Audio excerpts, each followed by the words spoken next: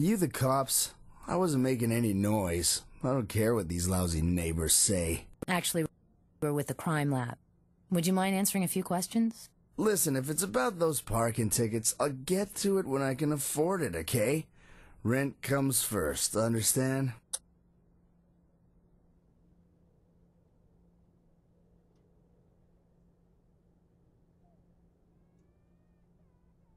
What does that have to do with those parking tickets?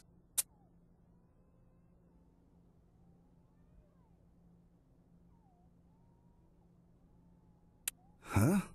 History schmistery. Nothing ever happened out there other than coyotes making cactus fertilizer. It was a pile of worthless dirt. And for once I scored. What good it did me. If you don't mind me saying, you sound a little bitter, Mr. Kilbourne. Tell us why. Hell, I don't know. Living the life of Riley like this. Who was Riley, anyway? What made his life so frickin' great?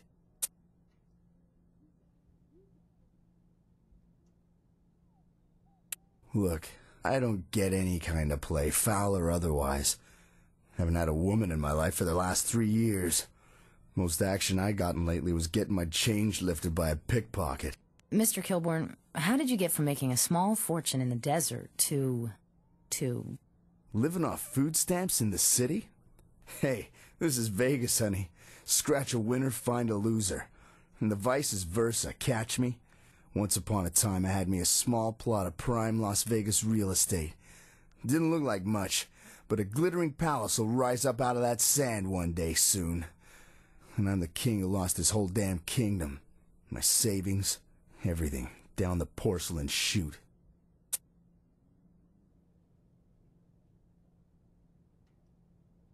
Hey, I've been frank with you people. Now you want me to take you on a trip through every stupid screw-up I made? You think I want to put myself through sharing the details of my rise and fall to a bunch of strangers? No way.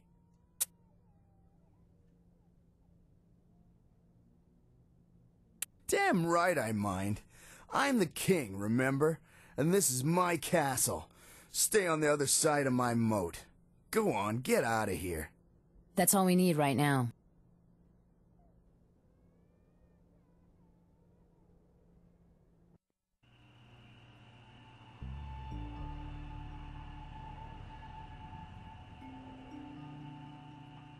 Sorry, I should have introduced myself. I'm John Montana. I'm an archaeologist from the University of Western Nevada. Sericidal Crime Lab, this is my partner. Frankly, Mr. Montana, I didn't expect service this fast. We were told it was unlikely an expert like you could just drop everything and head out here. I didn't have any classes today, and besides, the Paiute are my specialty. When I heard of human remains discovered out this way, well, I just had to dig in, so to speak. How can I help?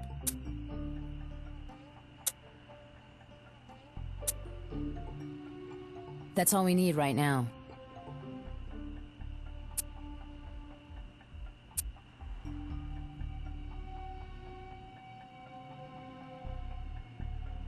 Arrowheads of this type date the site to before 1640, most likely southern Paiute Indians, as I expected.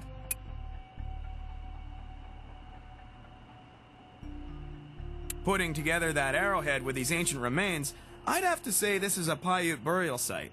I doubt Native American activists will put up with a casino here. What makes you think these remains are Native American? The Paiute typically buried their dead in a location like this, with artifacts like that arrowhead. It's consistent with their practices and beliefs. Okay, if we're looking at a Paiute site, why would a developer begin construction, or even buy a property, without first having an expert assess it? He probably wouldn't, but it's a big desert, Ms. Seidel, and as I understand, it took a backhoe to unearth these remains. Even experts make mistakes sometimes.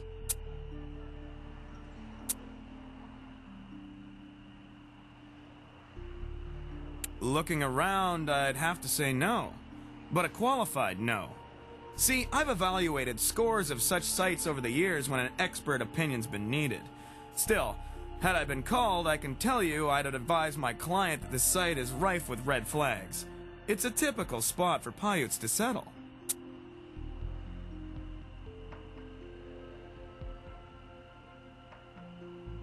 Well, I suppose anything's possible, but why on earth would anybody want to? I'm gonna take a wild stab and say to hide a modern crime in the context of ancient artifacts. Ms. Seidel, while your imagination is as admirable as it is fertile, I can give my expert opinion that this site is Paiute, with historical and religious significance.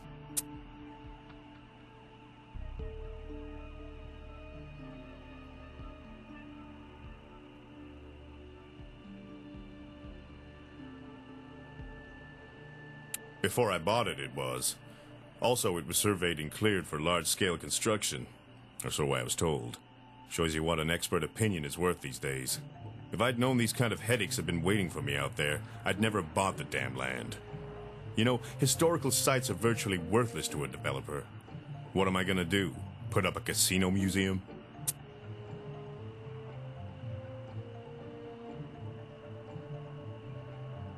Now, I'm embarrassed to say, I don't. Wish I did. Moved into a bigger office around the time we bought this property. If you ever moved in your life, you know how it goes. Dump things into boxes, and it's like they fell into a black hole. Which is where the backgrounder file on this property ended up, I'm afraid. Plus which, that real estate broker went out of business a while back. Moved out of state, I think.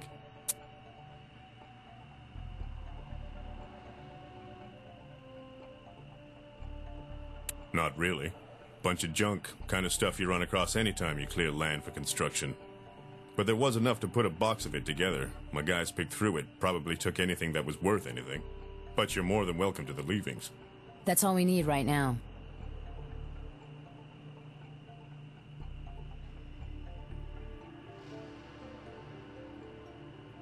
Here's the junk box Mr. Lansdowne mentioned. A watch. Kind that's right only twice a day.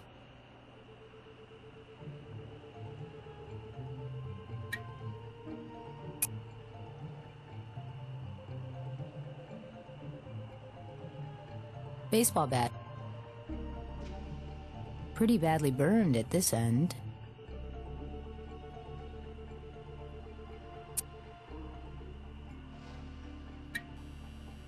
Accelerant's fluorescent or UV light. Good find. Can't be sure what kind it is yet, though.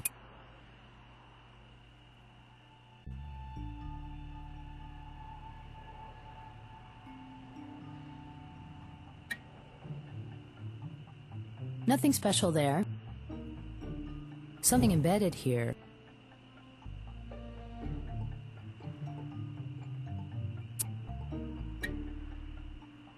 It's a tiny piece of glass.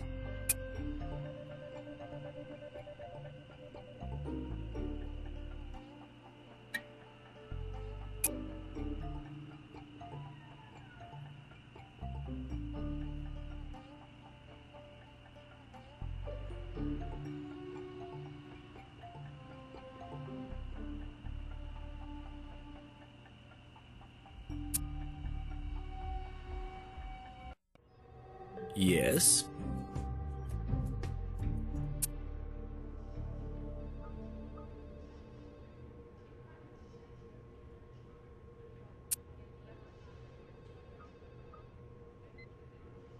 Okay, we got a broken watch, weather damaged. Was able to look up the brand, Rolston Precision Classic. Very distinctive band on that model.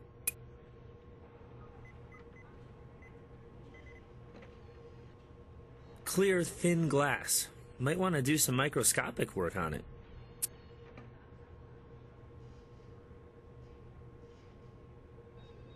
Here are your options. A, chemistry lesson, or B, detailed organic breakdown.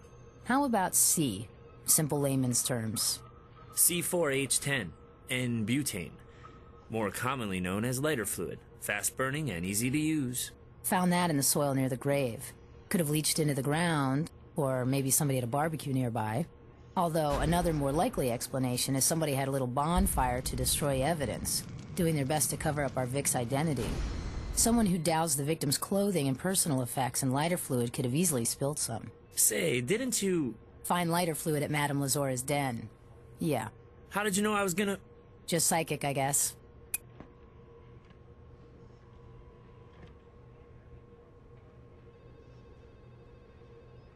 Glass fragment looks cleanly cleaved on one face.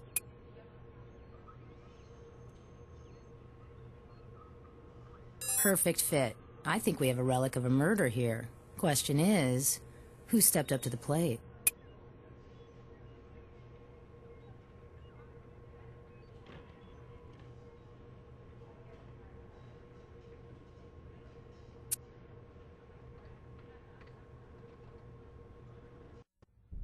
Yeah? What do you need, guys?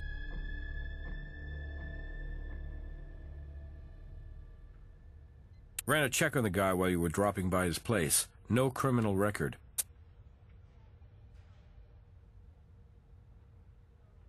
I can try, but no promises. Nothing from the major banks. Let's see. Let me try something else. Ah, here we go. Kilbourne filed for bankruptcy protection. And one of the creditors who filed a claim? Freddie Snow.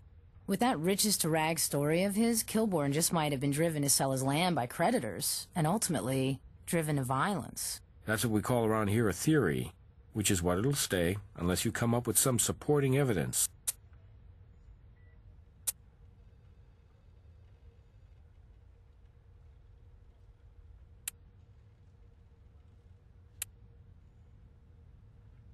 Kilbourne had reason to hold a grudge against Freddie for triggering his downward spiral.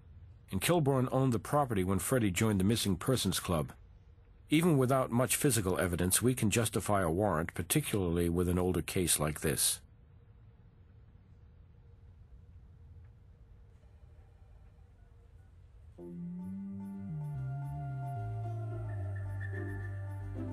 Mr. Kilbourne seems to have stepped out of his castle, but with our warrant, we can cross the moat and start looking for evidence.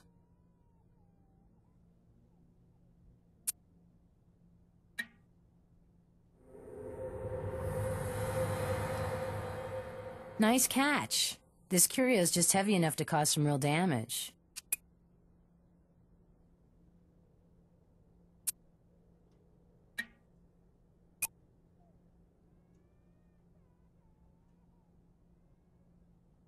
Soap sculptures. Isn't that grade school stuff? Maybe it's the latest craft trend or something. Aesthetic considerations aside, this indicates Mr. Kilbourne was an aspiring artisan, just not a very good one. Looks like the guy stuck paying for raw materials, too.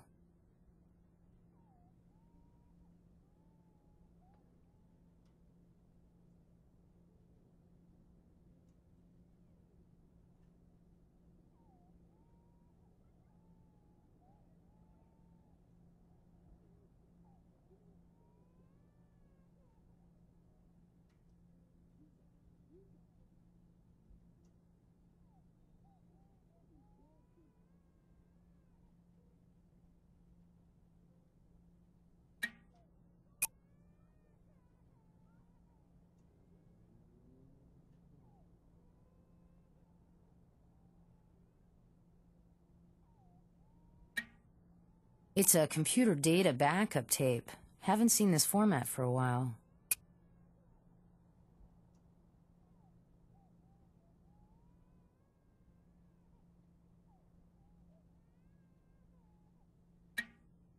Possibly an antique, artifact of some kind. A dangerous one.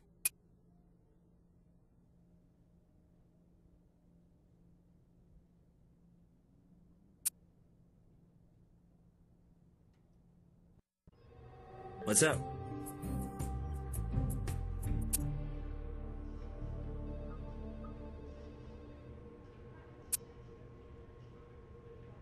Soap sculptures of America? You're kidding, right? Hey, I'll set up a computer link and you can track the folks behind the latest craze to never hit the country.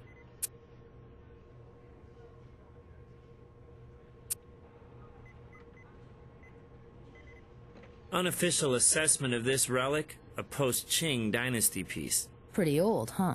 Best guess, around 1998. Made in the USA, too. Oh, for future reference, post-Qing is anything after 1911. Thanks. I'll keep that in mind, Greg. Here's something for the plus side. There was enough blood on the statue to amplify an output to the computer for DNA analysis.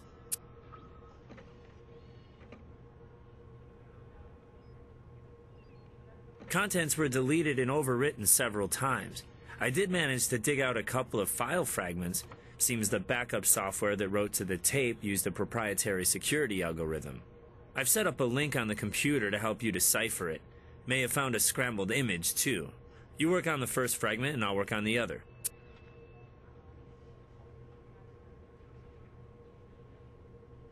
Chert, crafted in the fashion of the Paiute Indians of this region.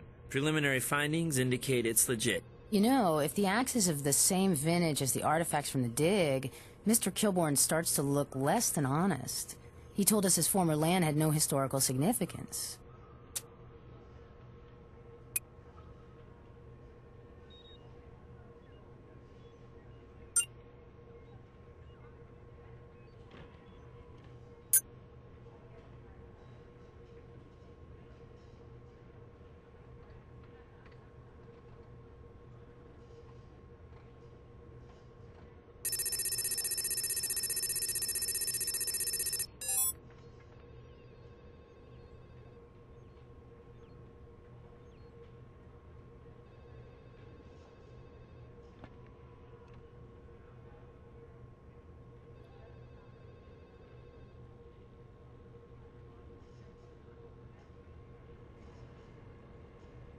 Think any of these are a match?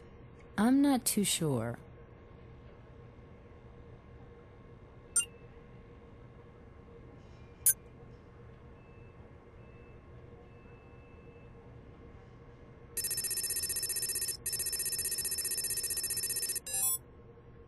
Okay, lots of people unhappy with Soap Sculptures of America. Owner's Dale Edison, but nothing else comes up about him in any relevant database. Seems like a variation of the doing art at home scam. You submit an art test, drawing a cartoon bird or a clown or something, and they tell you you're the next Norman Rockwell. They promise to buy your work, cast it in bronze, and resell it at a big markup. All you have to do is pay big startup fees and buy overpriced supplies exclusively from them, in this case special soap, only to have them keep rejecting your work while encouraging more effort. And spending.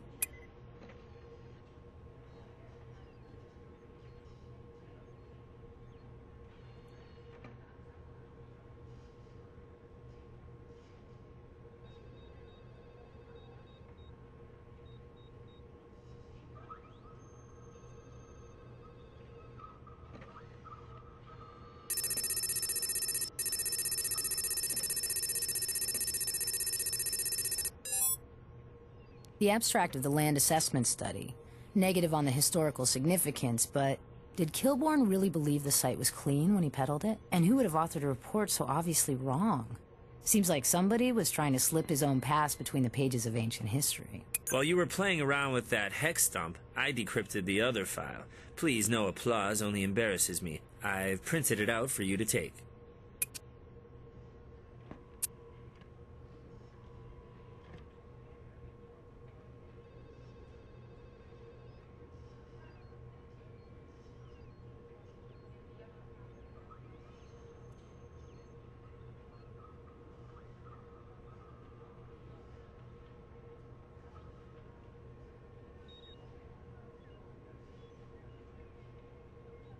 It's John Montana, looking over Mr. Lansdowne's property.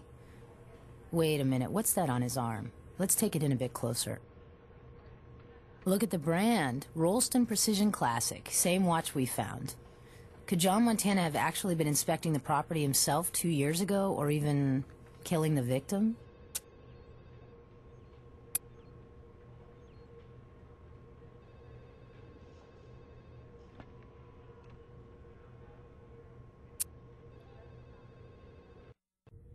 Something you want? The damage was definitely caused by blunt force trauma.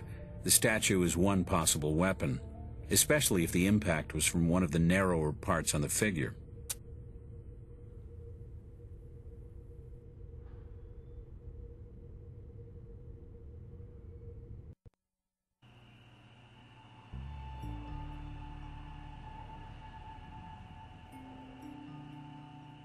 On the casino property?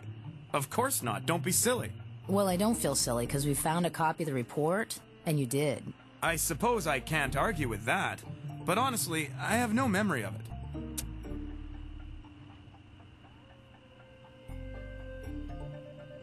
Do you have any idea how many similar sites I've assessed over the years? How many stretches of desert do you think you could remember years later? Anyway, my name's on many things with which I had little, if any, direct involvement.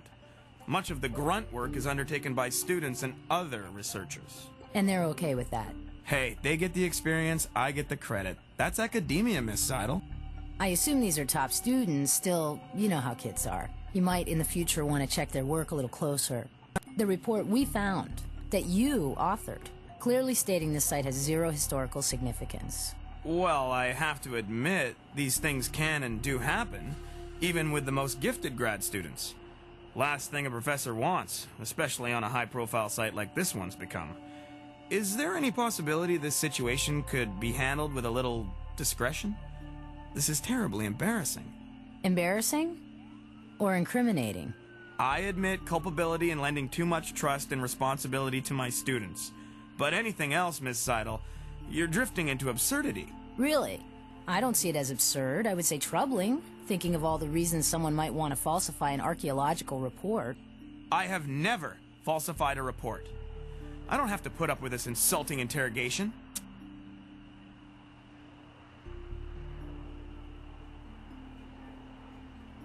I don't remember. And that's the idea, that nobody does. As I say, students and research assistants pay their dues doing anonymous grunt work and ghostwriting for established authorities, myself included.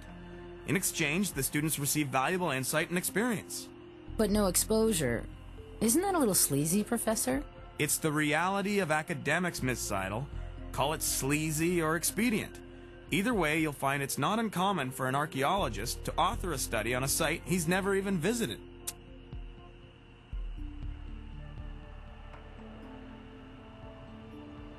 Not to my memory. I rarely get off campus, let alone perform first-hand inspections. On the occasions when I am on site, well, I spend most of my time in the office trailer, where I keep all records. So you're sure you haven't been to the site? Quite positive. But I'm starting to find the direction of this questioning quite distressing. Can we please keep it to the archaeological facts of this site?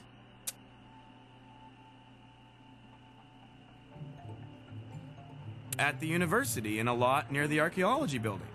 But that is part of my private domain, and I must insist that you not go poking around anywhere there unless your business is official. You may see me come around to do a little digging of my own at that, Professor, and I won't send an intern. That's all we need right now.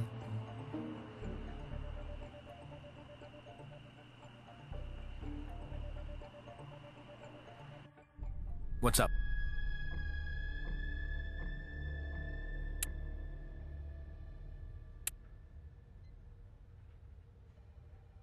I get suspicious about guys with selective memories, and the prof hiding behind nameless students doesn't make it for me. Professor Montana doesn't want to talk straight up. Maybe his trailer will be a little more forthcoming.